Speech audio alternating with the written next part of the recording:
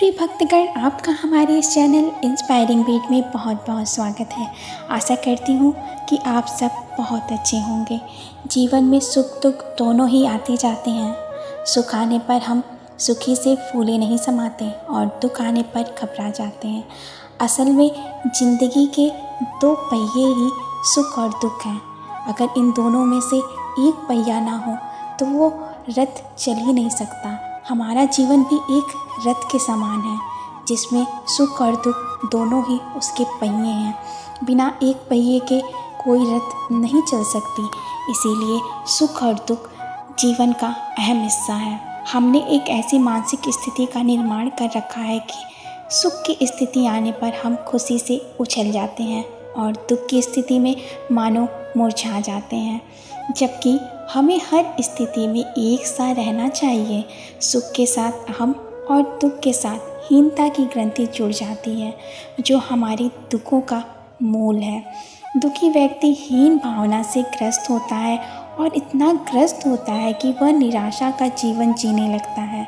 वह सोचता है कि यह संसार मेरे जीने योग्य ही नहीं है, जीवन में मेरा कोई अस्तित्व ही नहीं है, सारा जीवन बेकार है। सुख के साथ अहम की ग्रंथि घुलती है और जब आदमी स्वयं को सम्राट मानकर जीता है, यह अहम भावना उसमें अनेक कुंठाएं पैदा कर देती है।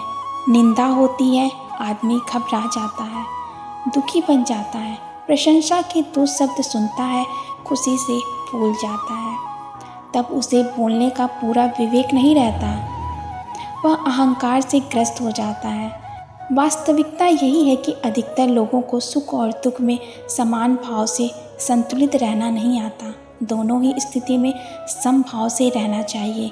मेरे विचार से दुख में घबराने से ज़्यादा अच्छा दुख भरे समय के बीत जाने का इंतज़ार करना है कि ये दुख भी निकल जाएगा। जिस परमात्मा में विश्वास है वो विश्वास बनाकर रखना चाहिए। यही विश्वास ही दुख से पार लगाने में मदद करता है।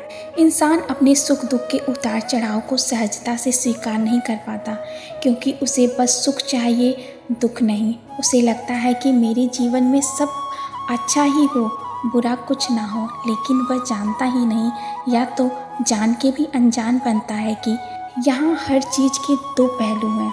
सुख के साथ दुख आएगा ही, आना और जाना हमेशा साथ होगा, अर्थात जो आया है जाएगा ही। संसार में इंसान किसी एक पहलू को ही पकड़े रहना चाहता है, जबकि ऐसा नहीं हो सकता। उसे दोनों पहलुओं को झेलना ही होगा। संसार परिवर्तनशील है, यही इसकी खासियत है। इसका सबसे अच्छा गुण है जीवन है तो मृत्यु भी है। ऐसा नहीं हो सकता कि सिर्फ जीवन हो मृत्यु ना हो। आप ही देख लीजिए, अगर आपको 100 साल से ज़्यादा उम्र हो जाए तो कौन आपको पूछेगा, कौन आपकी सेवा करेगा? जब आपके घर परिवार वाले भी मरने लगेंगे तब भी क्या आप जीना चाहेंगे? नहीं ना। इसलिए परिवर्तन होना अच्छा है। सदा सब नहीं रहता, यह ईश्वर की बहुत बड़ी कृपा है। जन्म के बाद बालपन, किशोरावस्था, फिर जवानी, फिर बुढ़ापा, फिर मृत्यु, यह एक चक्र है। एक के बाद एक आता जरूर है, तभी तो चक्र कहलाता है। चक्र अधूरा हो तो उसे चक्र कहा ही नहीं जा सकता। इसी प्रकार उतार चढ़ाव जीवन का अनिवार्य हिस्सा है, अर्थात जीवन में परिस्थितियाँ सदा एक जैसी नहीं रहेंगी, उन्हें बदलना ही है। इस सच को लोग स्वीकार करना नहीं चाहते, इसलिए उन्हें पीड़ा होती है। मन के अधीन है इसलिए दुख होता है, क्योंकि मन यानी मांग, कभी ये चाहिए कभी वो चाहिए, ये मिल जाए वो मिल जाए। कभी कामनाएं और वासनाएं कभी खत्म नहीं होती, इसलिए वह दुख को स्वीकार नहीं कर पाता, उसे बस सुख चाहिए। इसीलिए एक सार्थक और सुखी जीवन जीने के लिए इस सत्य को स्वीकार करना ही चाहिए, क्योंकि अपने समझदारी पूर्वक स्वीकार नहीं किया तो भी प्रकृति अपना नियम नहीं बदलती। वह अपने तरीके से आपको स्वीकार कराएगी, तब आपको बहुत पीड़ा होगी। इसलिए सुख और दुख दोनों से ऊपर उठने का प्रयास करना चाहिए। समभाव में स्थिर होने की कोशिश करें। सारे संतों और ज्ञानियों ने यही किया और उनके दुख मिट गए। उन्हीं को अनंत आनंद मिला है जो प्रकृति से एकाकार हो गए हैं, उसकी रजा में राजी हो गए हैं। दूसरों शब्दों में समर्पित हो जाओ परमात्मा के प्रति। जो हो रहा है आपकी मर्जी है, मैं सब में राजी हूँ। समभाव रखिए अर्थात प्रयासरत रहिए कि आप सुख या दुख की स्थिति में सदैव एक सा व्यवहार करेंगे। किसी भी परिस्थिति में उत्तेजित नहीं होना है।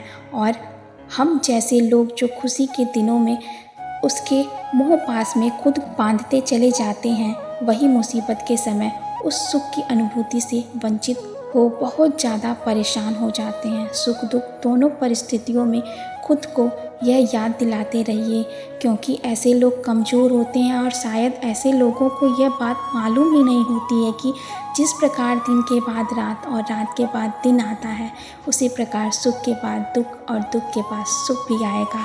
दुख सदा दिन के लिए नहीं आता और दुख नहीं आएगा तो हम अपने को जानेंगे कैसे और निखारेंगे कैसे।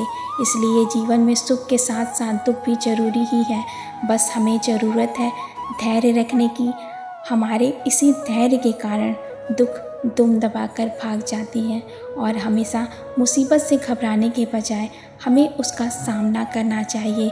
जो लोग इस बात को अच्छी तरह से समझते हैं वे कभी भी मुसीबत से नहीं घबराते, पर जो लोग इस बात को नहीं समझ पाते हैं, बस इसी प्रकार के लोग मुसीबत से घबराते रहते हैं।